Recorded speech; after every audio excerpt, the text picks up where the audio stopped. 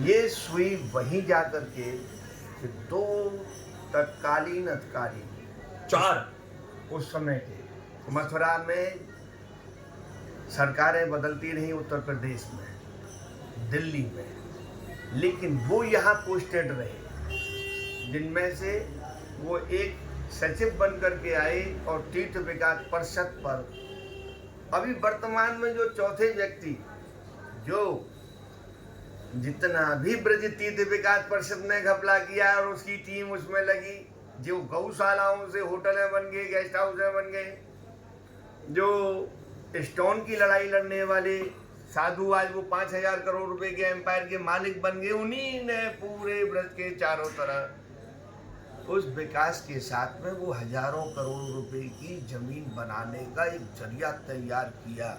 ये सब जांच के दायरे में आता है और ये उन्होंने इस बात को स्पष्ट कहा। आज से 35 साल पहले जो व्यक्ति 35 रुपए के लिए तरसता था, आज वो यहाँ 35,000 करोड़ रुपए का एम्पायर लेके बैठा हुआ है और वो किंग मेकर की रूप में ना तो किसी की चलती है वो पीड़ा इनने स्पष्ट की है शब्दों से। एक चीज और कहूंगा कि भैया मेरी सबसे हाथ जोड़ के विनती है, ये हर आदमी मनुष्य है, मनुष्य के अंदर सोच होती है, ये सोच का खेल है, उसकी अंतरात्मा नहीं बोल रही। दिल और दिमाग दो अलग अलग चीज है। जहां लालच चल रहा है वो दिमाग पे चल रहा है, राइट।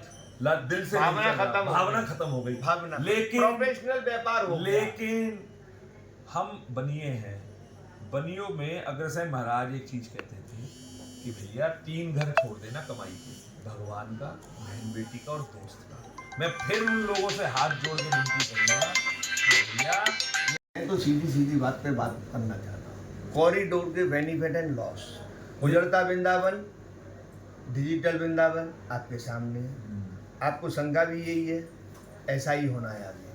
तो पुराना वृंदावन चाहिए कि नया कॉरिडोर चाहिए? देखिए ऐसा है, कॉरिडोर समय की जरूरत है जी, लेकिन जी, वो कॉरिडोर यमुना पार जरूरत है जी, यहाँ जरूरत नहीं है। बिहारी जी के आसपास ये वृंदावन धाम में, वृंदावन धाम में जो जरूरत है वो है सबसे पहले क्राउड मैनेजमेंट, ट्रैफिक मैनेजमेंट, गलियों की साफ सफाई, सड़कों की साफ सफाई, जिसे हमारी इंग्लिश की भाषा में कहते हैं सैनिटाइजेशन मैनेजमेंट, बिजली विभाग की मैनेजमेंट की जो नंगे तार पड़े हैं, पोल टूटे पड़े हैं, ट्रांसफार्मर खुले पड़े हैं, उनका मैनेजमेंट, सारे मंदिरों के प्रबंधन का मैनेजमेंट, सारे जितने भी सप्त देवालय हैं, बिहारी जी हैं, निधिवन है, गोपेश्वर महादेव है, जितने भी हैं उन सबका मंदिरों का प्रबंधन मैनेजमेंट। अगर ये सब होता है और जो कि होना है तो यहाँ पे वृंदावन धाम की 12 किलोमीटर की परिधि में किसी कॉरिडोर की दरकार नहीं है।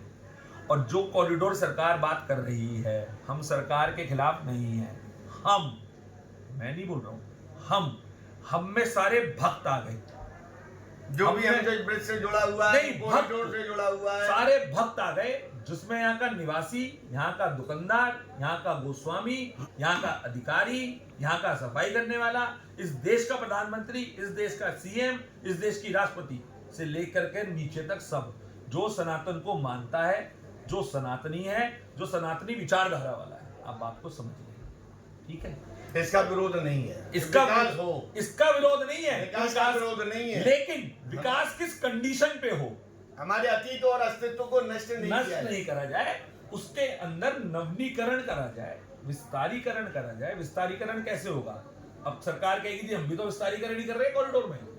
विस्तारीकरण ये है कि जब आज की डेट में हम 2025 में बैठे हैं और ये मथुरा जिले का भाग है, नगर निगम है, तो यहाँ पे रोड मैप है कि कौन सी रोड कितनी चौड़ी है, तो उन रोडों की एनक्रोचमेंट खत्म कर दो, तो हो गया ना चौड़ा।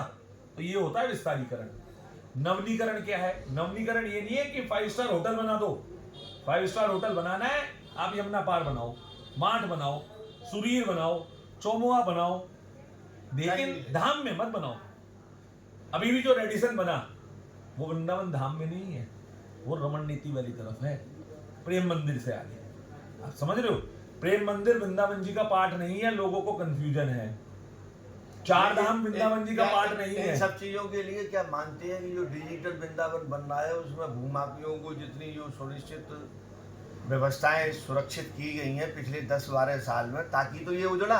ये परमिशन देने के पीछे क्या मायने है? देखिए आज विकास प्राधिकरण ध्वस्तीकरण के आदेश है, उनको फॉलो नहीं कर रहा है यहाँ। देखिए वो चक्कर क्या है, मैं उसमें कल्प्रिट सबको मानता हूँ जी सबसे पहले कल्प्रिट है उसके अंदर यहाँ का निवासी, जी यहाँ का वासी। उसने शहरीकरण की तरफ अपने अपने आप- विचारों को बढ़ा दिया और उन विचारों की वजह से उसमें रुपए का लालच आ गया। बाहर का आदमी ने आके बंदूक की नोक पे जमीन नहीं रखवाई, कब्जा नहीं कराया, उसने पैसे देके रजिस्ट्री कराई है। ज्यादातर वृंदावन तो देवालय भूमि है और भाई, देवालय संपत्तियों मेरी के बात समझिए, मालिक है फिर मैं राजस्थान, नहीं गोविंद देव फिर जी। मेरी बात सुनिए। वृंदावन जी के अंदर जमीन को लेकर के जो खेल चला वो यहीं के लोकल लोगों ने करा। जो वन था उसको भूमि में कन्वर्ट करा और उस पर बिल्डिंगें बनाई। जो आज से 35 साल पहले कुछ भी नहीं थे और आज पूरे उत्तर प्रदेश के भाजपा में बहुत बड़े किंग मेकर बने हुए हैं। देखिए मैं राजनीति की बात नहीं करूंगा यार, क्योंकि मैं धाम में बैठा हूं और इस मैं बात धाम को में स्वीकार करने में क्या किया जाए? नहीं स्वीकार मैं करूंगा, लेकिन धाम के बाहर जाके, क्योंकि धाम में करूंगा तो फिर वही बात आएगी कि यहाँ राजनीतिकरण हो रहा है और मैं धाम में वैसे राजनीति मेरा करता ऐसा हूं। मानना है, क्योंकि मैं भी पिछले 35-40 साल से जुड़ा हुआ हूँ प्रेस से, लेकिन कभी भी हर आदमी की निगाह तो है ही है ना। आप भी बिल्कुल है। स्वीकार कर रहे हैं। देखो मैं आपको आज इस बताता हूं। डिजिटल वृंदावन बनाने में उन 2-4 आदमियों की बहुत भूमिका रही है। देखिए डिजिटल वृंदावन का मतलब क्या है, पहले तो आप ये समझो। आप जो डिजिटल वृंदावन की बात कर रहे हो वो डिजिटल वृंदावन वो है कि टीवी पे रील्स चल रही हैं, इंस्टाग्राम चल रही है। ओमेक्स सिटी वृंदावन में नहीं बनी, मैं फिर कह रहा हूं, आप चेक करा लो, रजिस्ट्री चेक करा लो। ये जितनी एनआरआई बिल्डिंगें देखिए मेरी बात सुनिए। वृंदावन जी धाम जो है वो 11-11.5 किलोमीटर की जो परिक्रमा है वो है वृंदावन धाम। आप चेक करा लो कहीं पे भी। जो एनआरआई सिटी बनी, जो ओमेक्स सिटी बनी, जो मथुरा वृंदावन डेवलपमेंट अथॉरिटी बनी, वो सब वृंदावन से बाहर है। पहले इस बात को आप क्लियर कर लेना। ये मैं राजनीति की बात नहीं कर रहा हूं, ये मैं फैक्ट्स एंड लॉजिक पे बात कर रहा हूं। ये मथुरा वृंदावन डेवलपमेंट विकास प्राधिकरण है। तो ये जो बना, आप ओमेक्स की रजिस्ट्री उठा के देख लेना, चंद्रोदय मंदिर की रजिस्ट्रियां उठा के देख लो, प्रेम मंदिर की रजिस्ट्री उठा के देख लो, वो वृंदावन जी नहीं है। पहले आप अपने डाउट को क्लियर करो, जनता को डाउट क्लियर करने दो। जितना माल बिक रहा है वो वृंदावन जी दिखा के बेचा जा रहा है, वो वृंदावन नहीं है। चलो जाने दो, इसमें फिर मैं आपको देखो बता रहा हूं आपको दूसरी बात। कॉरिडोर पर ही आ जाते हैं। कॉरिडोर पे मैं आ जाता हूं। कॉरिडोर से नुकसान क्या है आपको? अब कॉरिडोर से नुकसान क्या है वो सुन लीजिए। कॉरिडोर से सबसे पहला नुकसान ये है कि लोग यहाँ पे घूमने नहीं आते जी। लोग यहाँ भाव से आते हैं जी। आस्था से आते हैं, जी। विश्वास से आते हैं, जी। प्रेरणा से आते हैं। जी ठीक है जी। तो कॉरिडोर बनता है अगर, तो आज ये चारों चीज लोगों की ध्वस्त भी होंगी, टूटेंगी भी दिल से, कम भी होंगी धीरे धीरे। क्यों होंगी? क्योंकि जब आप इसके स्वरूप को छेड़ दोगे, जब इसके स्वरूप को छेड़ोगे। वही तो हम कह रहे हैं, फिर 84 कोस के अस्तित्व। देखिए मैं अभी 84 कोस ले, देखिए सुनिए 84 कोस की ब्रिज की लड़ाई एक अलग चीज है। आज पूरे ब्रिज 84 कोस का जो सबसे बड़ा हाथी का पांव है वो है बाके बिहारी। इस समय इस वृंदावन समय सबसे ऊपर है। सबसे ऊपर वृंदावन धाम और उसके अंदर बाके बिहारी। बाके बिहारी तो है ही है पूरे क्यों ब्रिज 84 कोस की जो परिक्रमा वो राज का ठाकुर है। वो राज का ठाकुर है आज की डेट में, जिसके पास श्री और जी दोनों ही है। आगे ना बात, ठीक है।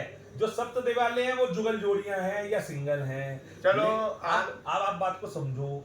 यहाँ पे जो जरूरत है वो जरूरत है एनक्रोचमेंट को हटा के, आपने बताया था पहले भी कि इन चीजों को करने की जरूरत है। नवनीकरण कैसे करना है? नवनीकरण करना है जो डिजिटल वृंदावन नहीं बनाना, नवनीकरण सुविधाओं का करना है। कि आपने ऑनलाइन बुकिंग का सिस्टम बनाया कि आदमी कब आएगा, 1 घंटे 5-4 घंटे के दर्शन है, सुबह 4 घंटे शाम है, तो उस 4 घंटे के स्लॉट्स बना दिए जाएं 3-3, 4-4 मिनट के। उसमें कितने लोग आएंगे अंदर, ये हो गया नवनीकरण। दूसरा नवनीकरण क्या है कि मंदिर की जो देखो, मंदिर का एक है मंदिर की परिधि, एक है मंदिर का परकोटा।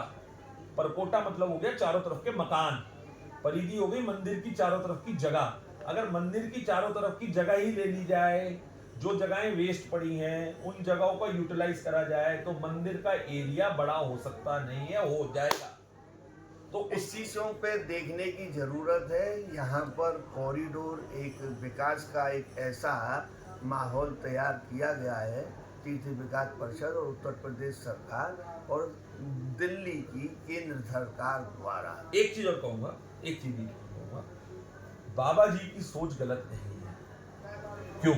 क्योंकि बाबा जी खुद एक संत संत आदेश, लेकिन बाबा जी ने जिस लोगों को इस काम के लिए नियुक्त करा है, उनकी अपनी अपनी विचारधाराएं हैं। जैसे उसमें एक साहब हैं, उनकी विचारधारा है कि वो अपने गुरु का नाम वृंदावन पे सर्वोप्रिय करना चाहते हैं। ठीक है, वो जग जाहिर है, कोई कुछ भी कहना कि वो रुपए के लिए काम कर रहे हैं, वो रुपए के लिए नहीं कर रहे। दूसरा अधिकारी है, वो रुपए का खेल पे है, उसके पास लैंड बैंक है, उसको ये है कि यहाँ कॉरिडोर बना, हेरिटेज सिटी वहां बनी, तो जो उसकी जमीनें हैं वो 100 गुने की हो जाएंगी। मैं एक बात बता देता हूं, अगर कॉरिडोर जो यमुना पार बन रहा है तो भी उसकी जमीनें 1000 करोड़ की हो जाएंगी, उसका भ्रम है। लेकिन अगर वृंदावन में सर्वनाश हुआ तो उसके घर का विध्वंस हो जाएगा। अब तीसरा आदमी पे आ जाए, जो तीसरा अधिकारी है, उसकी उम्र के हिसाब से उसके प्रमोशन में बहुत टाइम है अभी। वो चाह रहा है कि मेरा पद वक्त सबक से ऊपर आ जाए। अगर मैं ये सब चीजें कराऊंगा तो मेरा पद एक स्टेप ऊपर जाएगा। चौथा आदमी वो है जो रिटायर्ड है अधिकारी, लेकिन वो। आपका शुभ नाम सर? मेरा नाम दीपक कुमार गुप्ता। राधे राधे। राधे। कहाँ से हो? मैं दिल्ली से हूँ। दिल्ली से हो। हमारा एक गोसाई परिवारों का इस बांके बिहारी से बहुत अच्छा जुड़ाव है और आज हम ये जानने की कोशिश की है, इस कॉरिडोर बनने से यहाँ के लोग जो रहवासी हैं या ऐसे भगत सेवक जो हर सैटरडे संडे, हर पूर्णमासी और उसका बस चले तो डेरा डाल दे, इन सब चीज़ों को लेके मथुरा ब्रज तीर्थ विकास परिषद द्वारा बनाया जा रहा बांके बिहारी कॉरिडोर, जिसकी जद में कितना दायरा आ रहा है, उससे बेनिफिट एंड लॉस यहाँ की लोकल जनता पर, लोग अपना अयोध्या काशी उनके अनुभव बताते हैं, वहाँ के ब्राह्मणों के साथ क्या हुआ, उन्हें कितना उस विकास में बेनिफिट हुआ। आज 12 साल में जितना उजड़ता वृंदावन और डिजिटल वृंदावन जो बन के हाईटेक और बन रहा है, किनकी परमिशन से ये उजड़ता वृंदावन अब इसी तरीके से बांके बिहारी के चारों तरफ उतरता और उजड़ता वो कॉरिडोर, जिसको लेकर के यहाँ के स्थानीय लोगों की, आने वाले भक्तों की क्या राय है, आप कह सकते हैं। मेरा नाम सुबोध सेठ, न्यूज़ ब्रज 84 से। आप अपनी बात को स्पष्टता से रखती थी। राधे राधे। राधे। देखिए सेठ साहब, सबसे पहले तो मैं आपको एक चीज बता दूं जी। मेरे को 22 साल हो गए ठाकुर जी की नौकरी करते। क्या बात है। परिचय मेरा यही है और ब्रिज मेरी ननिहाल है। क्या बात है। और जितना मेरे को मेरे नाना जी ने बताया, वो 2 साल पहले ठाकुर जी के पास चले गए, 94 ईयर्स के, और वो ब्रिज के थे। 94 साल के गए और ब्रिज में ही थे। ठीक, ये बहुत कुछ दर्शाती है कि ब्रिज से आपकी नंसाल से जन्मभूमि मात्र पे मेरी माता जी का जन्म योनी का है, बस उनके जन्म होते ही उन्हें देश निकाला मिल गया। क्या बात है। और वो हाथरस चले गए जो ब्रिज मंडल में है। जी। अब मैं नहीं कह रहा हूँ जी, मेरे नाना ने बताया, क्योंकि वो 94 साल के थे, पूजा पाठ भी करते थे, सब कुछ करते थे। उन्होंने गोवर्धन जी की कितनी दंडवत करी है हमें नहीं पता। ठीक है, तो वो ये कहते थे, शास्त्र ये कहते हैं, वेद ये कहते हैं, पुराण ये कहते हैं, कथावाचक ये कहते हैं, संत महात्मा ये कहते हैं, महाराज जी ये कहते हैं, बाबा जी ये कहते हैं। बाबाओं से मतलब है जो बाबा लोग हैं, बाबा जी से मतलब सीएम साहब से नहीं है, कि श्री वृंदावन धाम श्री वृंदावन धाम श्री जी का है। अगर ये बात सही है तो इसके अगले पे चलता हूँ, क्योंकि आप खुद कह रहे हो मैं ब्रिजवासी हूँ, तो मेरी इस बात में सच्चाई है या नहीं है? आप हाँ करते हो ना? पहले तो ये बताओ। देखो ये पूरा चौरा 80 कली को घांगरो या मैं 4 कली को नेफो और मथुरा जी की काउ 24 मिल तब जाएगा ये 84 कोस देखो। सत्यता तो ये है। हाँ। और 84 कोस में 12 वन 24 वन 360 कुंड, ये सारी चीजें आती हैं। उजरता तो हम देख ही रहे हैं। नहीं, मैंने जो क्वेश्चन करा, आपने कहा यहाँ पे श्री और नाथ और जी अगर रहते हैं तो इस ब्रज में रहते हैं और उन तक कहीं नहीं रहते। You are right. Banke Bihari उसमें से नाथ है। हाँ। यसीनाथ जी नहीं है। अब बात आती नाथ है, उसमें। अब बात आती है कि जो श्री वृंदावन धाम धरती पे कैसे आया। अब मैं आपको वैसे बताऊं, उस पे नहीं कॉरिडोर पे टके तो रहे। कॉरिडोर हम इस बात पे तो प्रेमानंद जी क्या कहते हैं, हमें किसी से नहीं। उसी चीज में इस कॉरिडोर का सार है। कॉरिडोर से आपको नुकसान हो रहा है, फायदा हो रहा है। देखो, सीधी बात पे आ जाओ। सरकार कॉरिडोर जो बनाना चाह रही है जी। वो तो यहाँ नहीं बन रहा, नहीं बनना वो यमुना पार जाएगा। जी। क्यों? श्री जी कह रही है मैं कॉरिडोर बनने नहीं दूंगी, और ठाकुर जी कह रहे हैं कॉरिडोर बनेगा नहीं। जी लेकिन जी ठाकुर जी ये भी कह रहे हैं, क्योंकि सरकार ये कह रही है कि कॉरिडोर भक्तों की सुविधा के लिए जी। और यहाँ के लोगों की परेशानियों को दूर करने के लिए, जी। जैसे यहाँ के लोग कहते हैं जी हम स्कूल नहीं भेज सकते बच्चों को, दवा दारू कराने नहीं जा पाते जब भीड़ होती है, जी। अपने घरों में कैद हो जाते हैं, जी। तो वो उनकी परेशानियां हैं। जी। और भक्तों को सुविधा ये चाहिए कि जो वो यहाँ आते हैं, धक्के खाते हैं, नाली के पानी में घूमते हैं, उन्हें कोई पूछता नहीं है, उन्हें बैठने की जगह नहीं है, उनको दर्शन नहीं मिलते हैं, तो वो उनकी सुविधा है। ये दो अलग अलग चीजें हैं। आपकी इस बात को समझ करके मैं सीधा सीधा आपसे जवाब मांगता हूँ, और शायद हो सकता है कि उनमें सारे आपकी क्वेश्चनों के हल हों। हाँ। मथुरा ब्रज 84 कोस तीर्थ स्थल अगर घोषित होता है और अगर भविष्य में वो तीर्थ प्रदेश बनता है, हमने हरियाणा सरकार को भी पत्र लिखा। खट्टर जी थे उस समय, ठीक है, सिंधिया रानी जी थी, उसके बाद वो सीएम कभी नहीं बने। ठीक है। अगर वो राजस्थान हरियाणा दोनों सरकारें अपने क्षेत्र में हाँ। अगर जैसे योगी बाबा मत ब्रज 84 को उसके कुछ स्थलों को तीर्थ स्थल के दायरे में लाए हैं, बहुत कुछ बाकी है। हाँ। अगर तीर्थ प्रदेश बनता है हाँ। और कलिंद के पर्वत से प्रयागराज तक जो अविरलता निर्मलता और उसकी सुंदरता श्री यमुना जी की विद्यमान है, उसका महत्व ब्रज 84 को उसके दायरे में ही है। बिल्कुल, उसके अन्यथा तो नहीं है। नहीं है। तो क्यों नहीं इस बात को 84 कोस की जनता समझती है कि हमें तीर्थ स्थल घोषित किया जाए। मुझे लगता है कि जो अगर आपने वो आज बात बनेगा कही तो है, अगर तीर्थ स्थल अगर घोषित हो जाता है तो सारी समस्याओं का समाधान हो गया। ये हो जाएगा। ब्रह्मा कुंड बनाए तो ब्रह्मा कुंड कैसा होना चाहिए ये हम तुम बताएंगे कि कोई आम आदमी इसको आकर के बैठ करके पोस्ट पर अपने मनमानी के द्वारा उसका निर्माण करके और थोपा हुआ ब्रज दे दे, जिसके नतीजे ये है उजड़ता हुआ वृंदावन और डिजिटल वृंदावन।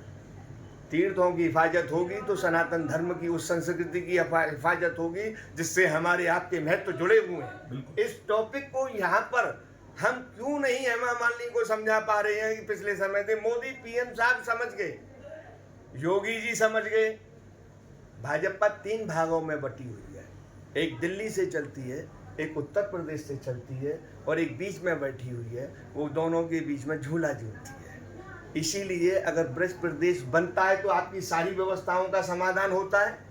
बिल्कुल। अब हमें और आपको ये निर्णय करता है कि इन सबरे मंदिरों को और इन सब कुंडों को और इन सब वनों को किस तरीके से बनाया जाए। ये बात सरकार समझ चुकी है, इसीलिए हर जगह वो कॉरिडोर वगैरह के सिस्टम को लेके लाखों करोड़ रुपया नहीं दिए। लगभग 10-15 लाख करोड़ रुपए का ये प्रोजेक्ट है जिसको मोदी जी और योगी जी करना चाहते हैं। देखिए मैं रियलिटी है। मैं आपको एक दोबारा शुरू कर रहे हैं।